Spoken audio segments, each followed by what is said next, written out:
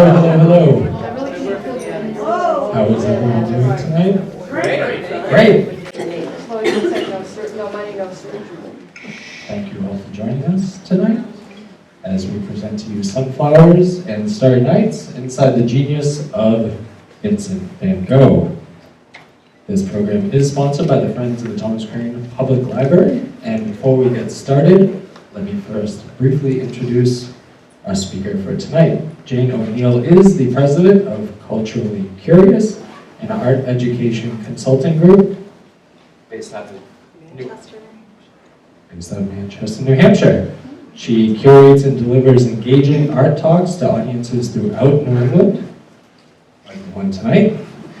She holds a master's degree in art history from Boston University and a master's in education from Harvard University.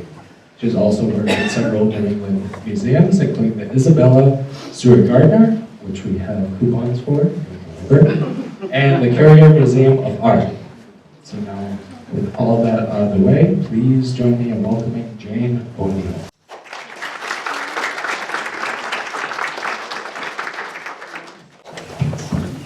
Good evening, everyone, and thank you for joining us. Can everyone hear me all right? Yes. Okay. So again, my name is Jane O'Neill. Tonight we're going to be looking at incredible works by Vincent van Gogh. And I'm assuming everybody here has heard of him before. Nobody just wandered in and thought, who's this Vincent guy? So, with all that being said, our program is going to run about an hour. And because my background's in art history and in education, I come to this with a unique approach. And that is, I love to look at images. I've brought in some of the most beautiful images you can imagine, but I love to have discussions about them. So I encourage you to ask questions, to offer up interpretations. If you feel like I'm just breezing through something, you can say, oh, Jane, what was going on in that picture? We'll definitely stop and delve into a few of these images in pretty great depth. And I look forward to hearing your reactions to them. But that being said, we're going to cover a lot of territory tonight too. So let's dive in. So let's talk a little bit about this famous fella, Vincent van Gogh. And I'm just going to use the sort of English-American pronunciation of his last name. If you've ever been to the Netherlands, it's a much more guttural sound. But for all of us sort of newbies to the art history world, Van Gogh is just fine. So of course, he was a Dutch artist. He was born mid-19th century, and he only lived to the age of 37. He's been categorized as a post-impressionist painter, and we'll talk a little bit about what that means. And I think most people know that he was absolutely prolific in terms of his artistic output. Hundreds, close to 1,000 oil paintings, and but he was not commercially successful. And I think this is part of the myth of Vincent van Gogh that so many of us sort of latch onto very easily. This idea that he was a misunderstood artist, that nobody appreciated him during his time. Well, we do know that he sold at least one painting, probably very few. We know that he exchanged a lot of them. And this is the one that we know that he sold. It's called Red Vineyard. It's from 1888. And like many sort of struggling artists, he sold it to a friend for what probably equated about $2,000 at the time. But back to Vincent. So he was not commercially successful, and that meant he was pretty poor. He had committed himself to being an artist in the last decade of his life, and we know that he wasn't selling his work. So he did have sort of a guardian angel, his brother, who we'll be looking at a little bit. But for the most part, Vincent was a rather lonely, rather tragic character.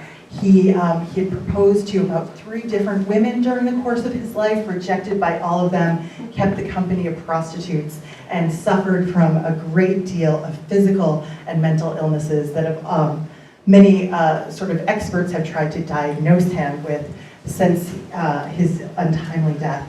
We do know he had gonorrhea. He probably had some sort of bipolar disorder or maybe some schizophrenia. So in addition to perhaps epilepsy and some other things. So he was really struggling. And of course, we know he died at a young age, but that since his death, his reputation as an artist has just grown immensely. And we'll be talking a little bit about that. towards the end of tonight's program. So we're going to cover a lot. We're going to do a brief biography. We're going to talk about some of his influences. We're going to look at how different his work looked from the images that we all know and recognize when he first started out painting. And then I sort of categorize these different phases, or these different subjects that he approached throughout his career.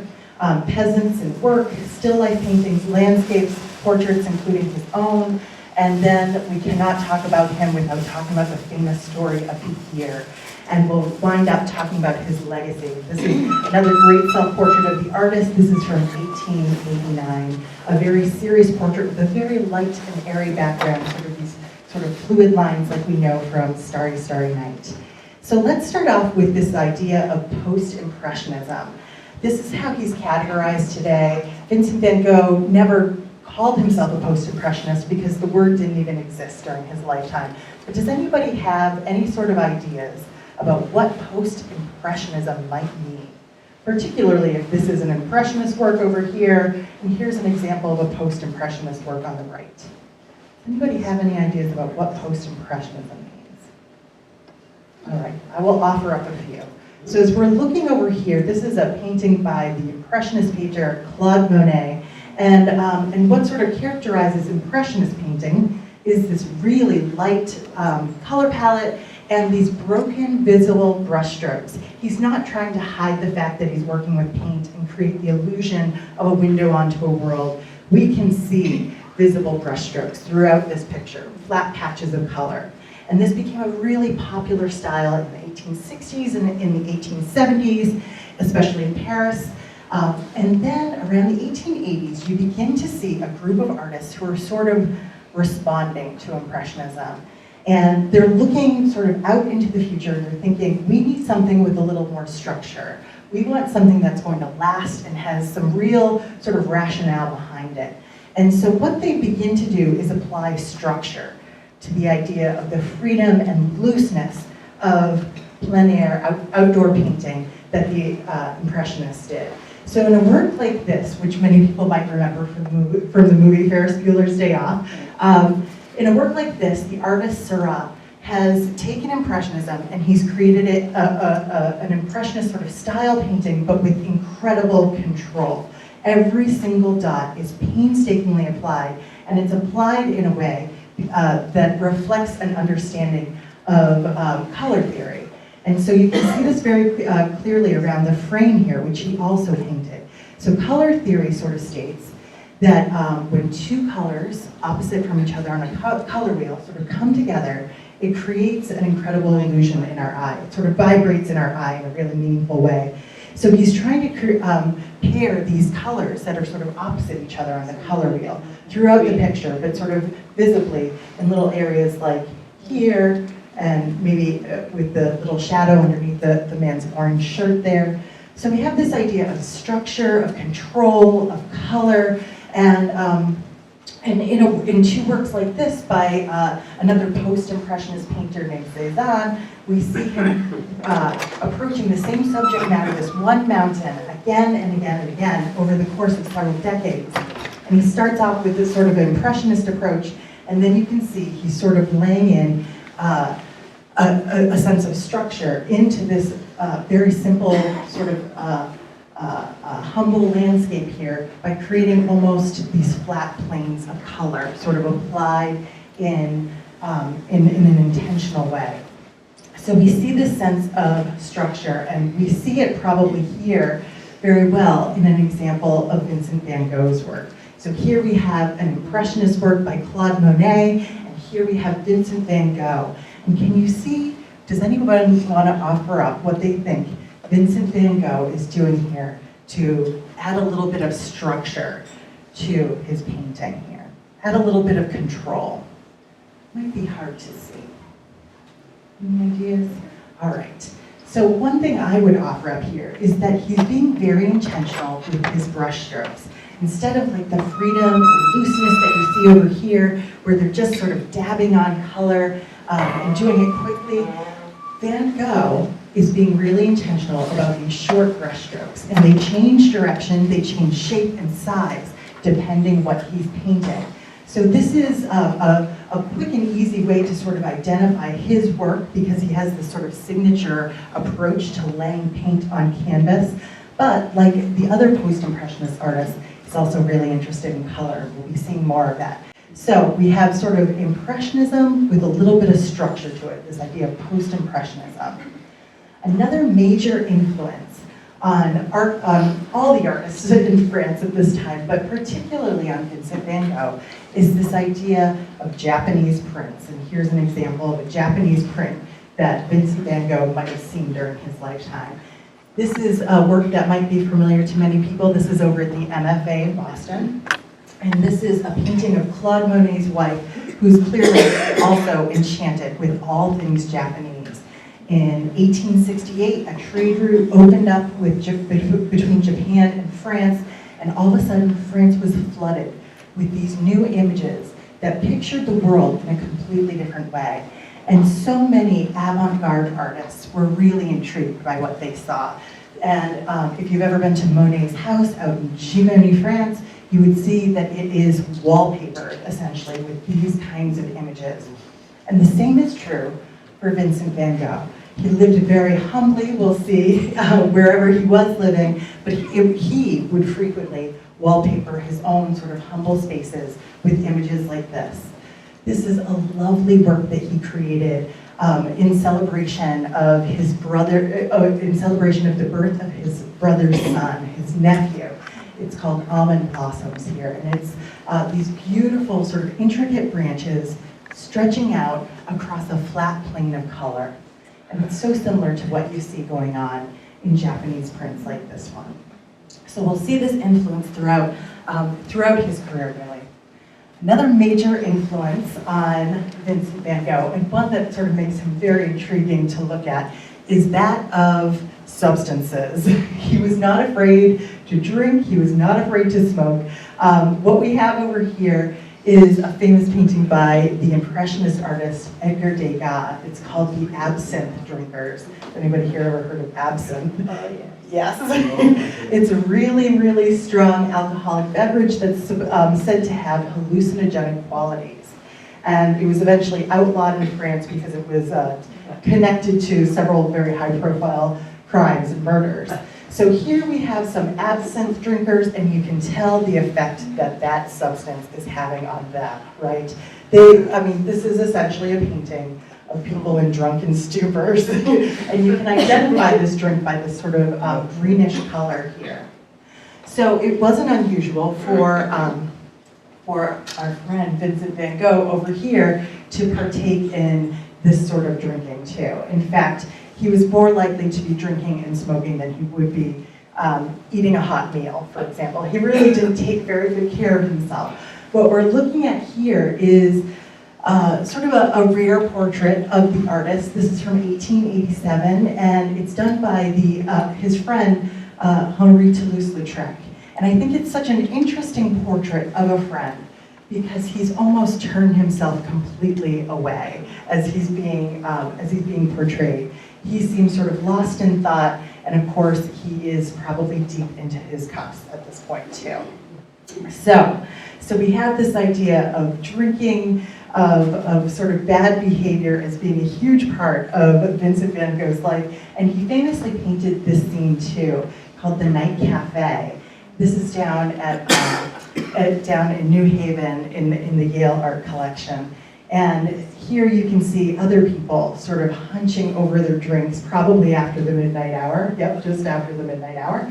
And with these sort of garish colors that Vincent van Gogh wrote about. And he talked about them having this sort of horrible psychological effect on the people who were there, that these colors, these greens and golds and reds together would drive someone insane and make them want to commit a crime. So these are the kinds of places we know he was frequenting.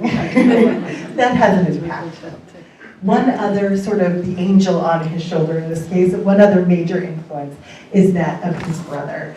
And I'm going to use, again, the American pronunciation. His brother being Theo van Gogh. This is a photo of him and what was thought to be a self-portrait by Vincent van Gogh for many years, but has recently been determined to be a portrait of his brother. They look an awful lot alike, and they were very, very closely connected. But Theo was, in so many ways, a support to his brother Vincent. He was always the person that Vincent would sort of spill his stories to. He was the person that Vincent would go to for financial support, and he was the person who was always there sort of advocating for him. So they wrote to each other constantly. Vincent did not keep, sorry, this isn't Vincent. Vincent did not keep many of the letters that he received from his brother, but his brother kept virtually every scrap of paper. And in those letters, they sort of function like a diary, right?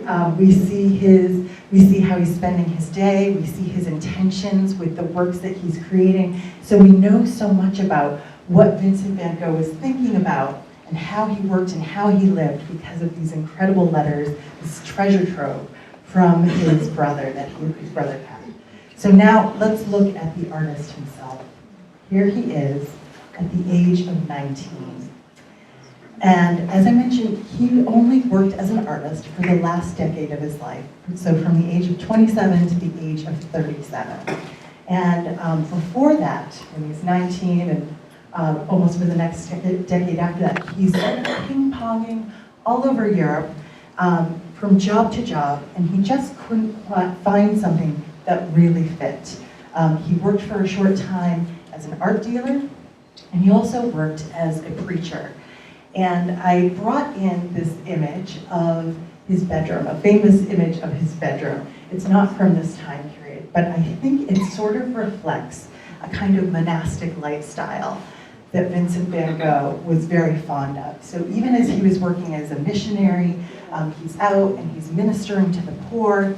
He decided to sort of give up the nice lodgings that were afforded to him at that time and give them to the poor. He'd rather sleep in the straw in a barn than live sort of a cushy lifestyle. And here, where he's sort of proudly painted his bedroom, it's just this very simple room. And again, sort of conveyed in a very simple way. All right, so we're going to start looking at his work a little bit more in depth. And his early work, you'll see, looks nothing like the works that we have all come to love and appreciate. It's, I mentioned that decade-long career of his. It's really the first half of that decade is almost unrecognizable. So this is a painting of his father's Bible that he painted shortly after his father passed away, and this is 1885. You'll see that the candle has just been extinguished here, but it's a black background. It's these dark colors. You wouldn't even imagine that this is the Vincent, the post-impressionist Vincent that we'll see. He also was fond of sort of dreary subject matter too. The image that we see over here is called At Eternity's Gate. This is from 1882. And it's a man in absolute despair, right? Burying his face in his hands. And Vincent van Gogh specifically chose an English title for this work because he wanted that despair to be conveyed as being wedded to a faith in God. And when he painted images of peasants like this, it was always about sort of their faith, their humble work, and this idea of a closeness to God. And that really brings us to his first masterwork, or what's considered to be his first masterwork. Again, not the kind of image that most people would buy as a print in a museum and want to keep and look at every single day. This one's called The Potato Eaters. It's from 1885. Does anybody want to share any first impressions of this work? It's frightening. It's a little frightening, isn't it? These faces are pretty coarse, they're pretty garish. It's okay to say these people are a little ugly, aren't they? It's this dim room. Right off the bat, it might not even be immediately easy to see what they're doing, but of course they are sharing in a very humble meal under this very dim light. And so it's this idea, again, of the simpleness of their lives, the closeness to nature. They farmed these potatoes themselves, and they will be, grateful for this humble meal that they're about to consume. And of course, art historians always love to compare any sort of simple meal like this to a Last Supper. So any sort of religious connotation you get from the potato eaters, it is right. So this idea of peasants, this comes up again and again in Vincent van Gogh's work.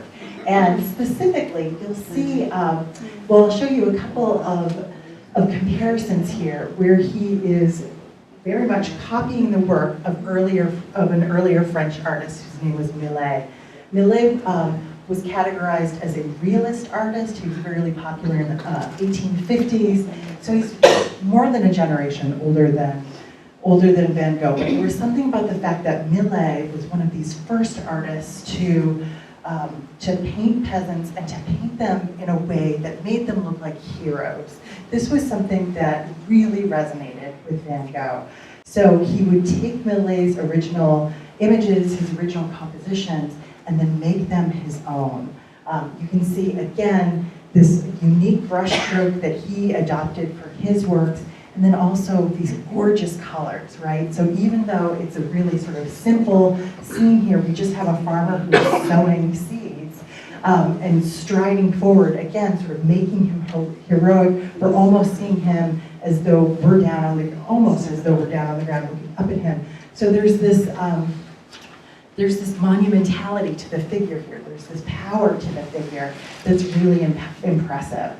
And the colors, again, sort of opposite on the color wheel with this sort of light purple and this sort of yellowy green over here. So again, this idea that these colors are supposed to sort of pop in your eyes. They're supposed to draw your attention and sort of pop together. Just a comment on that. The face is much more visible on his. Yeah, we have a little bit more of an identity over here. That's an interesting comment too. We'll see a few more of these comparisons between Vincent's work and Millet's work, and now I'm going to be looking to see if he always gives them a little bit more of a face.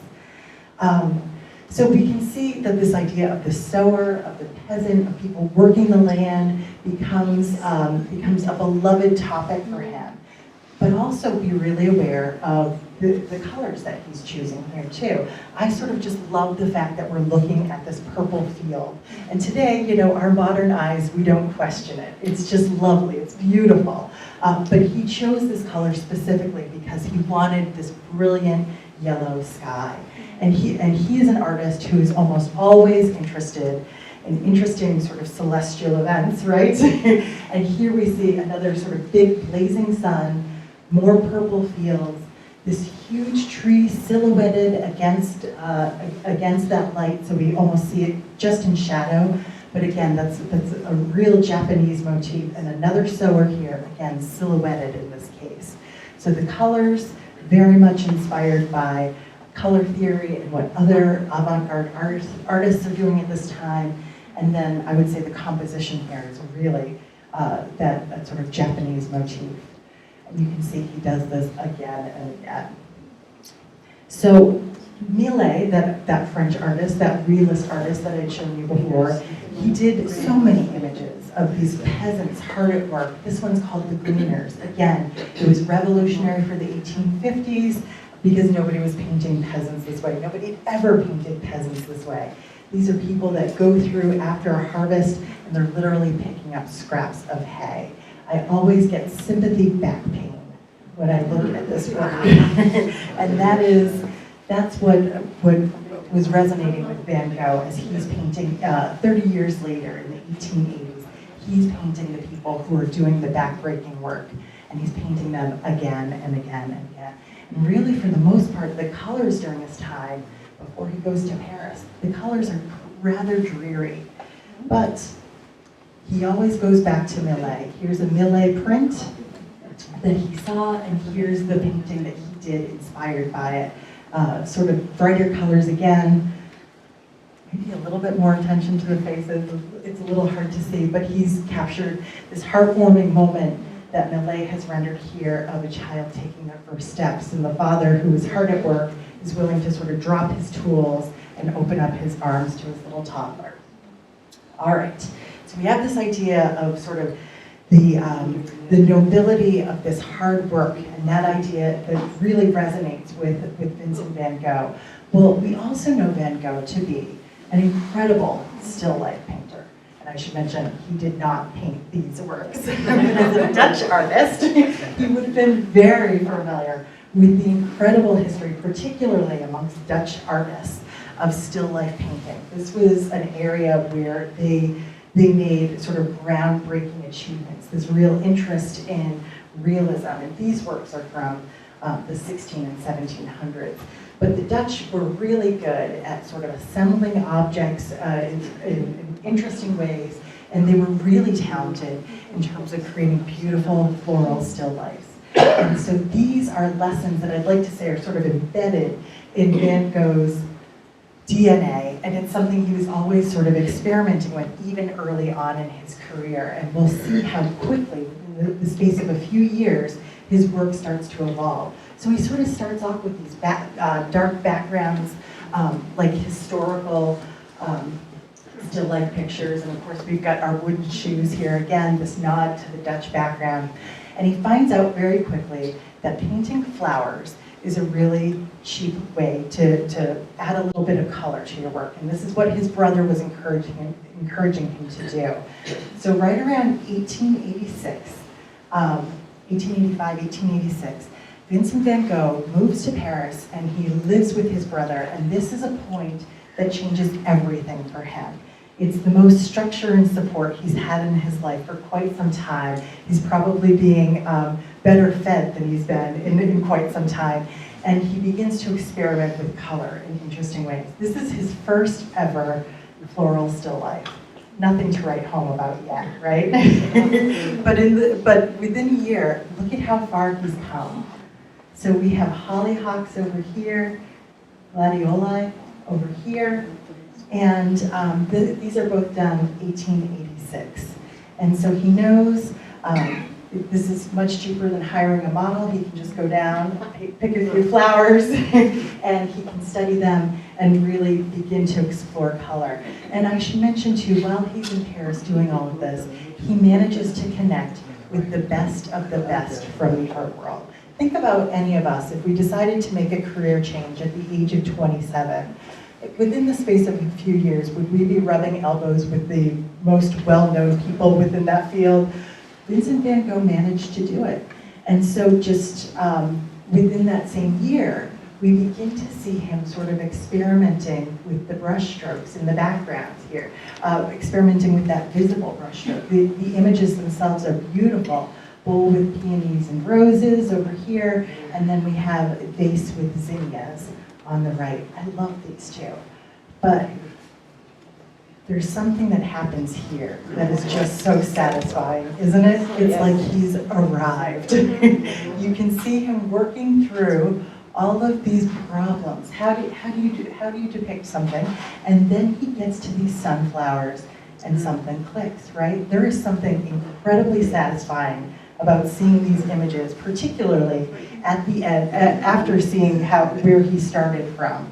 So Vincent van Gogh painted a total of 12 sunflower paintings in various states of bloom and decay. And let's just talk a little bit too about what makes these images so appealing. Because we've all probably bought a card or calendar or something with these images on them. Why do we love these sunflowers so much?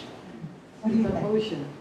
The emotion, right? There's something about these flowers in particular that look like they have an energy all their own, right? Those petals almost look like tentacles, absolutely. Any other ideas for what makes them so They're bright. They're bright, right? The colors are they're popping and they're gorgeous. And with a work like this, I mean, he's really trying to show us in sort of a virtuoso way that you can create a beautiful work of art with a very limited color palette. I mean, this is almost all yellow. And I should mention too that with the tubes of paint that were being produced at the time, this was sort of a new opportunity. There were new opportunities in terms of the yellows that were coming out. And of course, he was seizing them by creating images like this. Any other thoughts in terms of why these pictures have this kind of universal appeal? I feel like each flower has their own personality, like even within the same painting. Right, okay, so each flower sort of has its own personality. Yeah, they seem so distinct from each other. They seem unified as a bouquet, but sort of seem to have their own distinct personality to them. Vincent van Gogh was so happy with these pictures. He wrote, "The sunflower is mine." He talked about the sunflower representing gratitude to him. And so it was something that he was sort of doggedly pursuing. He gave a few away as a gift to an artist friend who then asked for some more. And even Vincent van Gogh thought, no, these are too good. I don't want to give them away. An artist friend of his, Paul Gauguin, painted Vincent van Gogh at the easel here, painting his sunflowers. Vincent van Gogh saw this picture and he said, "No, you made me look like a madman." He didn't like the picture, but clearly this is really where his attention was. So he does create many more floral still lifes after the success of those sunflowers. And a few of them he even painted while he was in an asylum in the final year or so of his life. So we have the irises here with this abundant vase spilling over. Again, this sort of purpley blue, it's just gorgeous, isn't it? And that background, again, is carefully selected because it is right at the, just about at the opposite end of the color wheel, so that it attracts our eye and sort of comes together in this very satisfying way. And one of the last pictures, one of the last floral still lifes that he did while he was in this asylum is this one here. The flowers have sort of faded in terms of color, but they were originally a little bit more pink. So again, this idea of the color theory at play here. And this one has been universally kind of interpreted as being very hopeful, because I think he knew that he was going to be leaving the asylum pretty soon. They're just lovely though, aren't they? And again, they seem to have this energy that's all their own. So the next category of paintings that I'd like to show you are the landscapes. And just very quickly, I want to, again, do a nod to his sort of cultural past. And what we're looking at here is a Dutch Baroque landscape. This one's up at the Currier Museum in Manchester, New Hampshire. And here is a landscape by Vincent van Gogh, a really early one. This is 1882. But you can see a lot of the elements are already in place. Sort of this kind of dead or blasted tree here, the path that brings you back to a city in the distance. So he's probably been looking at, and we know he's been looking at and studying works from the past, and he's sort of integrating them and making them his own. And within a few years, he's painting these gorgeous landscapes like this. I brought in another Impressionist work here. This one's by Alfred Sisley, to compare with what Vincent van Gogh was doing. So we've got these two sort of beautiful pastoral scenes, a lot of gold color in both of them. But I think here, again, you can really see how Vincent van Gogh's very particular brushwork can build the composition here, can sort of build the landscape. So it starts off with sort of the verticals for the wheat, it sort of transforms a little for the fence, it becomes these little spiky strokes for the trees, and so on and so on. And it just builds your eye all the way up the surface of this picture in such an interesting and like a visually interesting and sort of satisfying way. You see it here in bold in this, this is a work from 1888 called Flower and Garden Path, with these bright red bold strokes that lead us down the path, and then the colors and the brush strokes changing as he changes which flowers he depicts here. Such a gorgeous work. This one might be one of my all-time favorites though. Just this sort of, it's almost a vibrating sky, right? With all these short little brush strokes and that blue reappearing down here in the path. Again, it's just sort of masterfully rendered in terms of the way these colors work together and the way he is using this very controlled brushwork in order to convey the landscape. So I wanted to bring back that one artist, that French artist Millet, one more time, because if Van Gogh was as familiar with him as we know him to be, he might have seen images like this, where Millet is depicting night skies or strange sort of interesting celestial events, these sort of dark, gloomy skies. And I think that was something that sort of clicked for Van Gogh. This is 1888. And we begin to see him kind of explore the night, right? Right off the bat, I hope you're thinking, color theory. Okay, the yellows and the blues. He's interested in creating images that again, sort of explore that color theory. But look at all of these short brushstrokes in this work over here. This is called Starry Night over Rome. And he's interested in these effects of light, of course, the gaslight on the shoreline, sort of rippling down here. We have the cafe terrace over here with the light spilling out onto the sidewalk. There is sort of a sense of loneliness in both of these scenes, particularly so when you see a little couple like this walking and just knowing how lonely he was in his lifetime. So this is 1888. The following year, we reached this solution, right? And again, just like those sunflowers, by the time you get here, there's just something that's like, yes, he's found it. He's found like this solution to what he was looking for. So this is Starry Night, one of the most recognizable images in the world. My little 5-year-old just did his Starry Night project in preschool. So let's talk a little bit about this picture and what makes it so magical. So again, my question is sort of like with the sunflowers, what makes this so appealing? Why do we love this work? Motion. The motion, the sense of the swirling sky here, right? So we've got, Even the tree. even the tree sort of has these Yeah. undulating And- lines. It mimics the, that Right. part there, Right. those So- trees. Right, down yes, there. so Yeah. the sense of these moving lines throughout the picture, the sense of motion, wonderful. And the colors, the opposites on the color wheel again.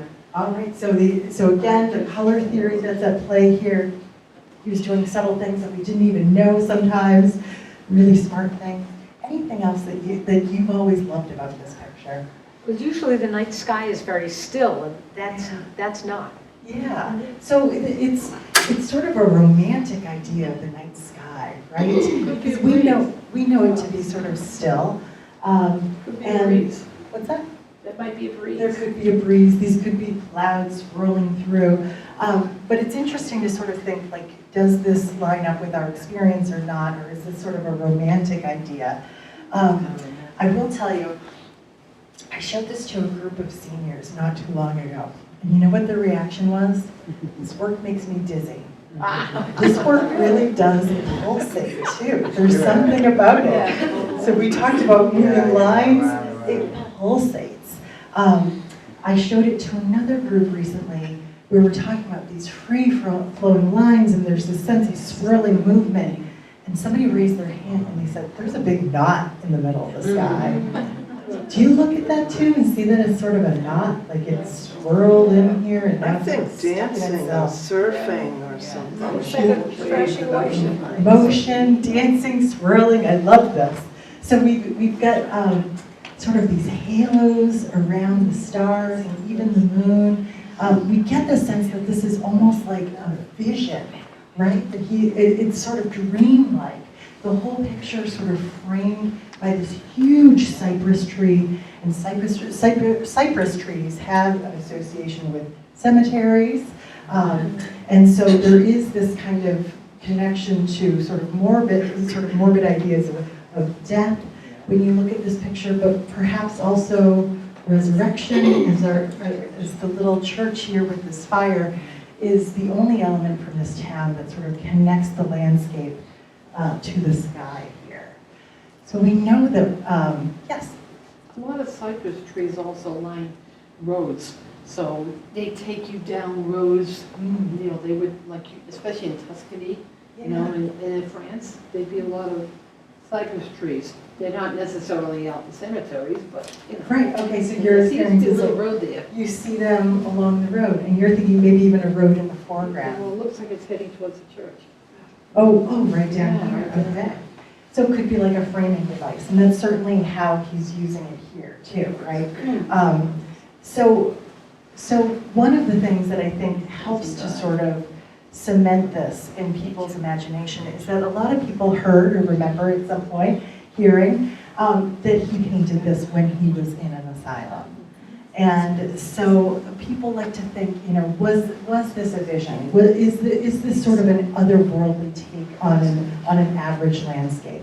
And how closely do we know this is a rendering of what he was seeing, visually seeing out of his window?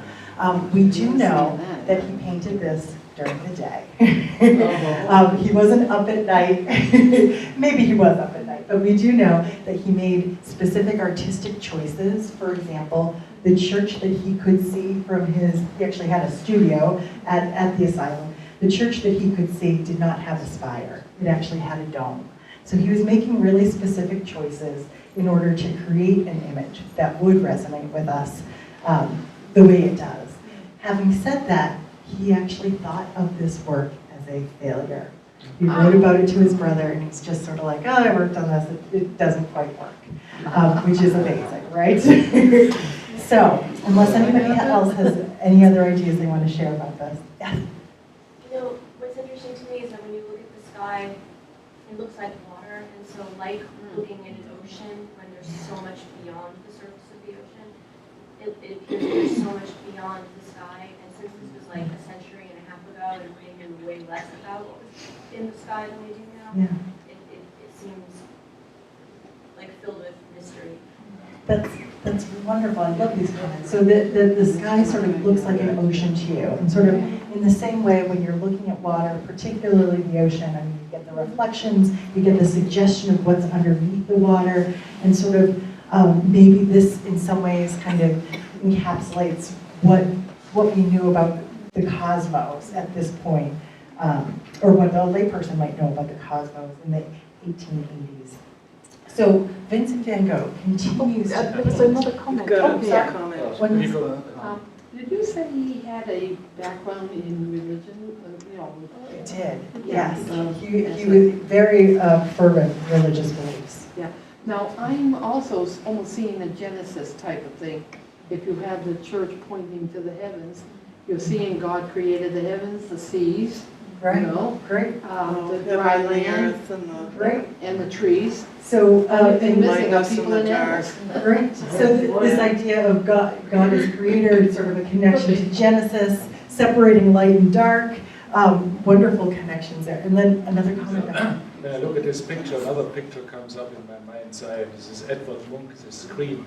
Interesting, yes, absolutely. I wish I had that up here as a comparison. That's a wonderful. But he was doing that with the sun, not the moon. Right. So we have Munch's The Scream, that sort of skull-like figure standing in the foreground is with sort of a bloody sky in the background. But they're in both of them. It's sort of like this idea of responding to the land in a really sort of intense, emotional way. The Japanese print of the wave, I was just thinking the same thing. like, again, Right. eternity. And another connection back to water, back to the ocean. So the famous Japanese print of the Great Wave, absolutely another wonderful connection here. Yes. He paints the stars very bright because back then, when you looked at the sky, they were bright than the moon. Oh, that's such a You can wonderful see moment, them better. too. I mean, Right. we don't, Yeah. when we're around here, we don't appreciate the stars as much. Right. Light pollution, and that their experience of the night sky, especially if you're out in sort of rural France, you're going to really see the night sky. Great comment. Sort of free, maybe he was trying to escape, free himself Yes. of all the, I just get a feeling of being free. Absolutely. So this idea that there's a sense of freedom here, there's a sense of liberation, and particularly knowing that he was in an asylum here, you can almost imagine like a soul escaping. Yes. Was he formally trained or self-taught? Well, he had worked as an art dealer, and he had gotten a little bit of training here or there, but for the most part, self-taught. Yeah, and art historians look back at his work and they think of it as sort of, there's like a sophisticated simplicity there. And so sometimes he'll render something that, in a way that we know that it's 3 dimensions, but it's really simply rendered in a way that maybe, the art world in Paris would have sort of thumbed their noses at. But he was also at the forefront of the art world too. sort of parallel to what the leading artists of the day were doing. I don't know if that adequately answers your question, but so for the most part, self-taught. Well, the reason I say that, I always think of Louis Armstrong. And he said, what I do, they don't teach in school. And this guy's the same way, he's just pure genius. Yeah, yeah, I would absolutely agree with you. Yes, he's just latching onto something. And we can see, because he was just producing every single day, that a lot of this came through practice too, a little bit of trial and error. So in other works such as these, and thank you for these comments, these are all so wonderful. In other works such as these, we again see this interest in, this is actually supposed to be the night sky over here. I imagine this is sort of like a late evening walk here. We see a couple, we actually see a man with a red beard. You can't help but wonder if that's supposed to be him. And again, sort of feel that little tinge of loneliness for him. And as we get towards the end of his life, he's living in a small town called Auvers after he leaves this asylum. And this is Notre Dame d'Auvers that he paints over here. He begins to paint these very dark landscapes, and he's producing work so rapidly. He spends the last 70 days of his life in Auvers. He paints 80 paintings during that time. Wow. I have to say, this is one of my favorite. I go crazy over this color blue, but this church to me looks like it's spider legs and it could just stand up and walk away. It's got that same sort of energy as the petals on the sunflowers, and there's just something so foreboding about that night sky, which brings us to one of the very last landscapes that he did. And this one is a stunner, isn't it? This one always sort of stops people dead in their tracks. So he did this in 1890, probably just weeks before his death, and it's just called Wheat Field with Crows. We've got these multiple paths sort of spreading out in front of us. We've got this idea that the wheat has just been disturbed and all these crows are rising up out of it. And this really sort of dark, agitated sky here, but a real looseness with the brush strokes, right? Everything we've seen up until this point has had a lot of control to it. And here you get the sense that he's just sort of going wild. Yes? What is the size of that painting? Oh, that's a good question. I don't know offhand. I have not seen this one in real life. I'm just curious to know Yeah. if it's a portrait that you'd see hanging on a wall, Right. or not a portrait, but a painting that you'd see hanging on, or if it's a wall. Oh, I think for the most part, his work was sort of modestly sized, especially when he was working in Auvers. He was living in a one-room attic apartment, and he was carrying his work, carrying his easel and carrying his canvases around with him. So this was probably something he could So transport. under the arm size. Yeah. Exactly. All right, so we've seen the landscapes. We're going to wrap up. Yes? It reminds me a little bit of Robert Frost's The Road Not Traveled. Yes. The Yes, road absolutely. Traveled, you know? Yes. But except there only seems to be 3 of them there. Right, I took the association here with Robert Frost, and I took The Road Less Traveled. It made all the difference. Yeah. Yeah, sort of contemplating like the paths in life, absolutely. Yeah. There's So- a disturbance going on around them. So before we get to the ear and the big incident, we're just going to look at Van Gogh and portraiture. We know he started off with these peasants. We know he preferred sort of a coarseness and ugliness to his work. But after he has some time sort of rubbing elbows with kind of the most progressive avant-garde artists in Paris, we can see a real evolution to his style. Now, he didn't have that many friends, so there weren't a lot of people that he could always count on to sit for him. But the gentleman that we're looking at in each of these pictures is the man who owned the art supply store. So they had a good working relationship. And you can see in the first work, this is 1886. It's sort of a standard portrait, right? It's not one that you would necessarily write home about. It looks like something that every 19th century artist was sort of cranking out. And then we can see in a very short time, because this is just the following year, he's doing things so differently. The brush strokes are different. The proliferation of those Japanese prints in the background, very different. And then by the time we get over here, it's all about these brush brushstrokes, right? It's the first thing I see when I look at that jacket. And then, his pants and everything in the background. It's all about this broken, controlled brushwork. And almost his identity almost seems to come secondary to all of the information all around him and how it's been portrayed. Whereas here, we sort of start with it. Another person that Van Gogh had some access to, who could model for him again and again, was his friend, the postmaster. This is his wife. And this is a painting that obviously he went back to and sort of explored again and again. It's generally called La Berceuse, and which means the lullaby or the hand that rocks the cradle. So you can see she's got a little rope in her hand, which would have been attached to a little cradle. So she's probably rocking a baby. And it's also interesting to sort of think of, despite appearances, perhaps a maternal presence might have been a little comforting to Van Gogh at this time. But hopefully you see these works and the first thing you think of is color theory. We've got these reds and these greens, and he's sort of exploring it in varying tones in every picture. Now, if I were her, and he kept doing these portraits of me, I would say hide them, burn them, take them away. All the major museums in the world, of course, vie for these images because they are, his works are considered practically sacred at this point, right? And then two of his very best known works from the very end of his life are of his doctor, Dr. Gachet. And these are 1890.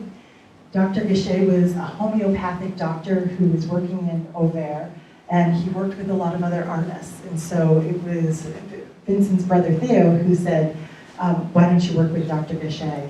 When Vincent first met him, he thought, this is like the blind leading the blind. This guy is as melancholy as I am. This isn't gonna work.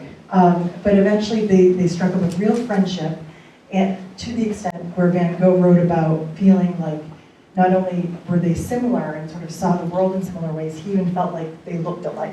So there was a real kinship there. And I think you see probably a kinship in terms of this kind of melancholy, pensive pose in both of these pictures. And so interesting that they're so similar and yet stylistically so divergent too. Beautiful images. So you can't talk about his portraits without talking about his self-portraits. So we'll jump through these. I brought back another sort of Dutch influence here, and that is Rembrandt from, again, the Dutch Baroque, the 1600s. Vincent van Gogh probably knew that Rembrandt painted himself dozens of times throughout his life, and your own reflection is a very cheap model. So Vincent van Gogh paints himself again and again and again. This is 1886 here. He's usually pretty recognizable by the red beard. This is 1887. I love this picture. There's something about the brushstrokes here that make his face look like a furry teddy bear to me. But we've got these really sort of agitated, animated brushstrokes on the jacket here, these sort of piercing eyes, and this sort of angular face. A short time later, he's got this round face, this short hair. You can even see these little green brushstrokes in the red hair. Again, the color theory. Here he's presenting himself as an artist to us. You get the sense that he's doing really well, right? He continues to paint himself. And again, all this animated energy. And to our modern eye, this doesn't look so striking, but I mean, this would have looked like war paint to the audience from 1888. And then, all of this sort of intentional, very precise brushwork happening in the background as well. And then you get this, which is such a strange departure. And to be frank, I mean, nobody ever painted themselves with a background that looked like this. This was really revolutionary for the time. This is all part of the ear story, so we'll delve into this one a little bit more in just a moment. Yes? Two things about that. reminds me of one of the sunflower portraits, that, you know, that close shape, the way his beard looks, Yeah. reminds me of some of the sunflowers that were kind of like that, you know, the texture. Oh, interesting. And then that green background was also in one of the sunflowers. So the colors and even some of like the shapes, the forms here are reminding you of the sunflowers. It's, Yeah. you know, I think you can almost think of those sunflowers as being like self-portraits too. I mean, nobody would ever launch a Van Gogh exhibition without trying to get those sunflowers there. They're part of his identity. So I think drawing an association there is right on the money. So we'll get back to that one in just a little bit because there is a little text here that's been painted over. We'll talk about that. So we know that we know that his ear is mutilated. And then he does do a series of paintings that show his bandaged ear. We've got our Japanese print in the background, big bold brushstrokes on the jacket here. He continued to paint himself when he was at the asylum. And this one, oh, this breaks my heart whenever I look at it because this looks like someone who's suffering. So he's probably about 36, 37. He was 19 there. I mean, this is a dramatic transformation, isn't it? This really looks like someone who's unwell. And when he was at the asylum, he did try to poison himself. He drank paint and he drank kerosene. And so he stayed in this asylum for about a year. And there were long stretches where he was fine, and there were long stretches where he was really suffering. And I think you see that suffering very much so here. We started off with this one, but we see that same seriousness. And I always look at how the body just seems so clenched in this picture somehow to me. And then we see that same the same flowing lines that we saw in Starry Night. This one's at the Musée d'Orsay. This is 1889. And then one of the very last self-portraits he ever painted. So different, right? He's shaved off his beard. I think you can even sort of see cuts on his face from doing that. Looks like a totally different person. All right, so in our last few moments, we will talk about the ear and the aftermath. So of course, this is what everybody remembers Vincent van Gogh for, this incident with the ear and what really happened. Well, I might be leaving you with more questions than answers tonight. What we know is that Vincent van Gogh wanted to start an artist colony. He had this fantasy of a utopian artist colony. And the only person that would come and join him in the town of Arles is this other artist, Paul Gauguin. And they created these paintings for each other. Paul Gauguin, you can see here, sort of fancied himself to look like a criminal. He even signed it Les Miserables down here. And Vincent van Gogh creates this really sort of stunning work here. Well, the two artists, they got along swimmingly for several weeks, and then they began to quarrel. And one night they had a horrible fight, and as a result, Vincent van Gogh took back his painting and he painted out the inscription here. And this painting, I should mention too, is in Boston. This is at the Fogg Art Museum. And you know, the popular story is that Vincent then mutilated his ear. There are other theories out there, and one of them is that Paul Gauguin was a champion fencer, and that he could have very well had a weapon that mutilated Vincent van Gogh. But what we do know is this.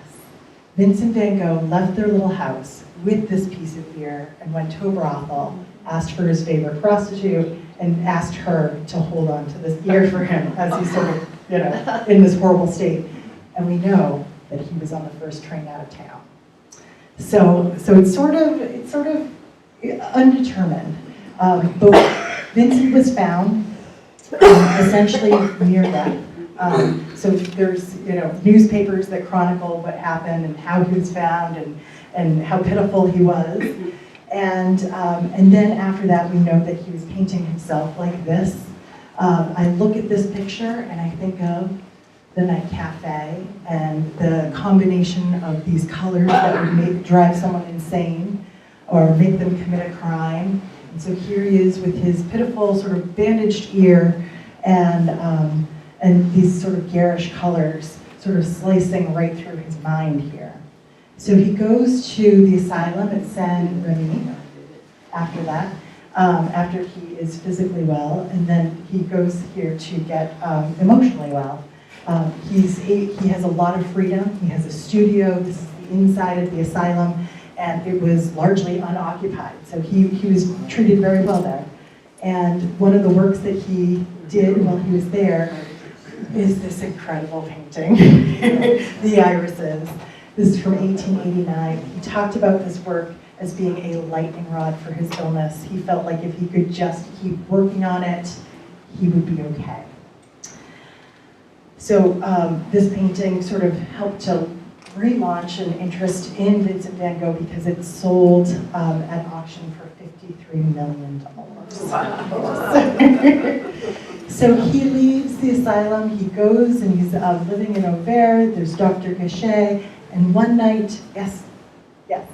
Sorry, I'm just wondering, is there any reason why there's one white one amongst all the bluish? That's the eternal question, right? For? The white iris amongst all the blue and purple ones, and why is that? And I think a lot of people just think hope, perhaps, or perhaps loneliness, yeah.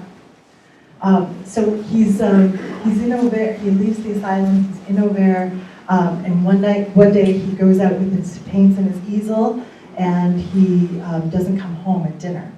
And he sort of stumbles back to the inn, or the hostel where he's staying, around 9 o'clock at night, clutching his belly. And the person that runs the inn chases him up to his room and finds out that he has a gunshot wound. And Vincent said things like, "Nobody did this but me. I did this to myself." And so this has largely been regarded as a suicide in the history books. But in 2011, 2 Pulitzer Prize winning authors, historians, got unprecedented access to the archives at the Van Gogh Museum, and they came up with an alternative theory. And the alternative theory is that there was a young boy who summered in this town who was sort of obsessed with American Western culture, and even had his own little unreliable tiny revolver, and he picked on Vincent van Gogh incessantly. And the thinking was that they encountered each other in this field, and that he might have intentionally or unintentionally shot Vincent van Gogh. Vincent van Gogh actually wrote that he would never kill himself, but if death ever came, he would welcome it. So you could almost imagine that he could have protected his friend if his friend had hurt him, and he could have protected somebody else who might have taken his life. So his brother was with him. His brother rushed to his side. Because he was shot in the stomach, it actually took a very long time to die. It took 2 days, and he was in immense pain. And so his brother got to his side, and he did apparently say things to his brother like, "Will this sadness ever end?" Dr. Gachet tried to help him, but he was not a surgeon. And supposedly, Vincent said to him, "Don't help me, or else I'll have to do it all over again." Dr. Gachet, if you remember, was an artist, and he depicted Vincent on his deathbed, which is, I think, the only time we'll get a chance to see that year, right?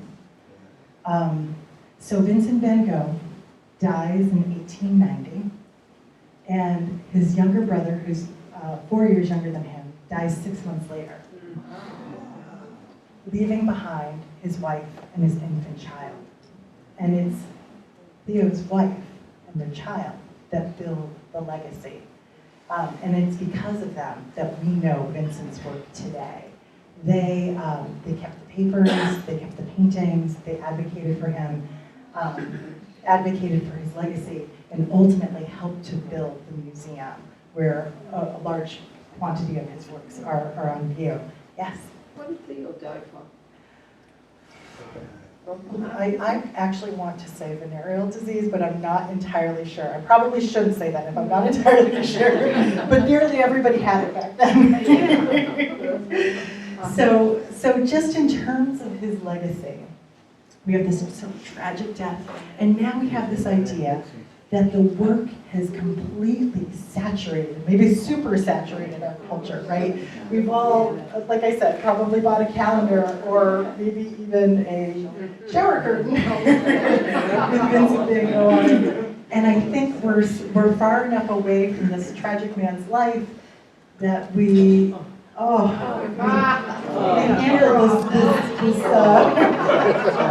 the tragedy of his life in strange ways, right? Yes. So probably in bad taste. I think when you're more connected to his humanity and his story, you see that these are probably in really bad taste. But in terms of his legacy, in terms of what he's left behind, let's focus on his incredible success today. So we have the Vincent van Gogh Museum, and it gets about 2 million visitors a year. Out of all of the art museums in the world, it is among the best attended, and it is the best attended out of any museum dedicated to one artist's career. He has captured our imagination. His works sell ridiculously well at auction, and they rank among the most expensive works of all time. This work here, this is from 1889. This is his Postman, and it was purchased for the equivalent of $123 million not too long ago. Actually, it was about 100 years after he died, and it went to the Museum of Modern Art. So we have the story of poor Vincent. Sold maybe 1 or 2 paintings in his lifetime. What would he say if he were alive today, right? So I've kept you for a little bit over an hour, but we'll wrap up with that final thought, and I welcome any questions. Anybody have that? Yeah, the famous song by Dougie MacLean that wrote Starry, Starry Night, which just is the most beautiful. It just gets the whole... I think everyone should go home and listen to that song. Because it's been going through my head the entire time I've been the Don McLean song. It's so beautiful. It's so beautiful. Yes, I agree. Any other final thoughts or questions about Vincent van Gogh? Well, we have all been so lucky to spend the last hour with him and to enjoy these gorgeous works. So thank you for coming out on a dreary night and spending it here. Thank you.